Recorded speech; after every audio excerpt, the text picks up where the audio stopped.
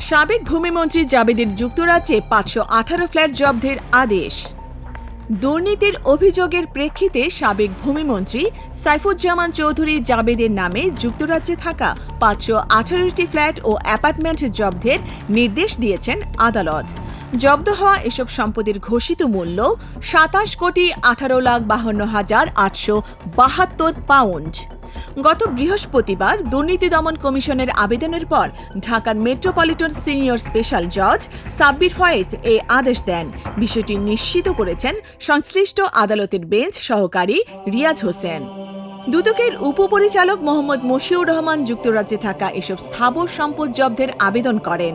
আবেদনে বলা হয়, সাইফুজ্জামান চৌধুরী ও তার সহযোগী ব্যক্তি এবং প্রতিষ্ঠানের বিরুদ্ধে অর্থ পাচারের অভিযোগ তদন্তে দুদক, সিআইডি ও এনবিআর থেকে ৯ সদস্যের একটি টাস্ক ফোর্স গঠন করা হয়েছে।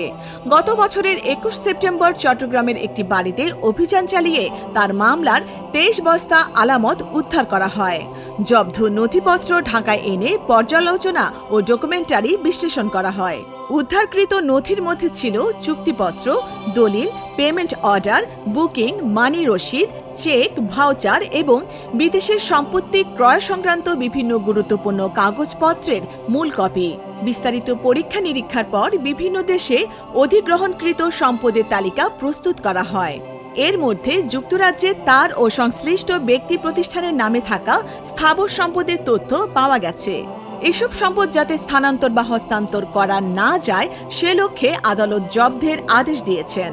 উল্লেখ্য, সাইফুজ্জামান চৌধুরী জাবেদ ২০১৪ থেকে ২০১৮ সাল পর্যন্ত ভূমি মন্ত্রণালয়ের প্রতিমন্ত্রী এবং ২০১৯ থেকে ২০২৩ সাল পর্যন্ত একই মন্ত্রণালয়ের মন্ত্রী হিসেবে দায়িত্ব পালন করেন।